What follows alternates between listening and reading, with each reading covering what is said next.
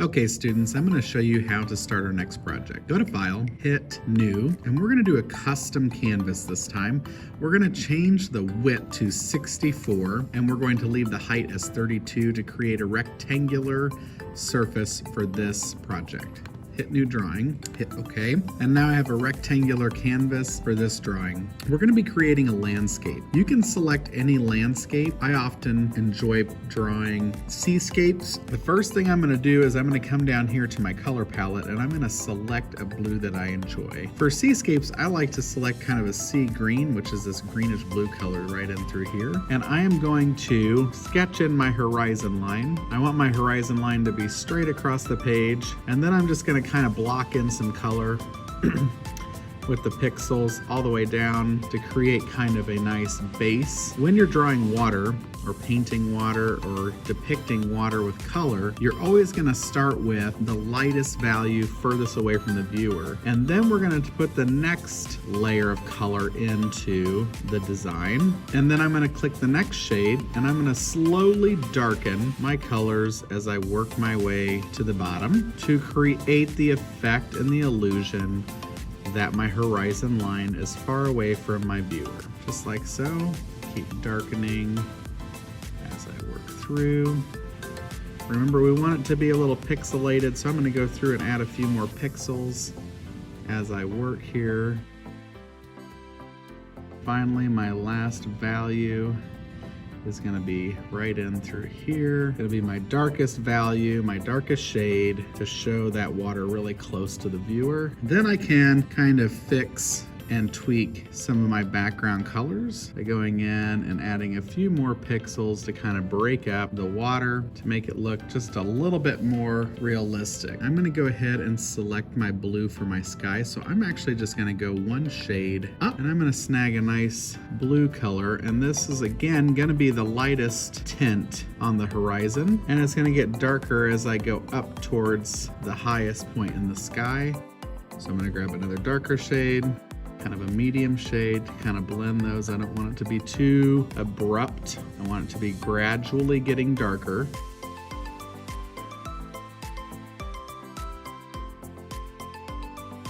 Just like that. So now I have a lovely sea and sky. I can add some clouds along the horizon. And then I'm going to scroll down and grab a sandy color, and I'm going to start building in a little bit of a beach.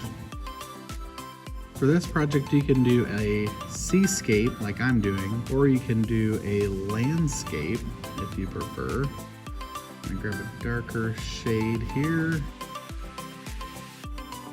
And then I'm gonna put just a smidgen of white along the shore here to kind of show the waves coming into the sand right in through here. So now I've got a lovely seascape happening. I'm gonna go in and add some palm trees. I need a nice brownish tone for the trunks, but I want it to be a warm brown, so I think it'll have almost kind of like an orangish hue to it.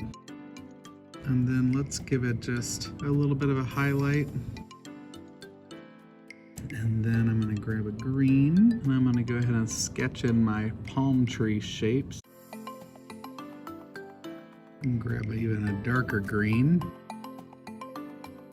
And now I want to put kind of a light green highlight on the tops. Maybe something with just a little tint, kind of a warmish tint there. Get my dark green back. Underneath just even a little bit more dark.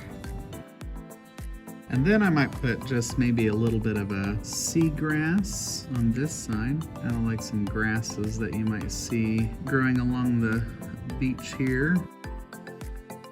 Some little grass. We could add other details such as like maybe some stones.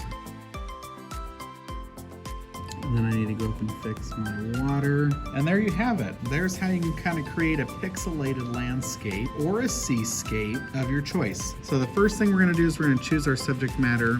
So do you want to do a landscape? Do you want to do a seascape like this? And then my task for you is using the shading techniques that we're practicing to create value in the screen. We are going to create a landscape or seascape that has dimension. To save my file, I'm going to go File, Save Pixel As. I'm gonna title this Seascape, so that way I can go back and edit it if I need to after I turn it in. And then I'm going to go File, we're gonna download PNG. We're going to adjust the size to the largest size that we can make, download, and it's going to save it. There's a preview there, and it's going to save it to your Chromebook so you can upload your picture to Canvas. All right, can't wait to see what you make.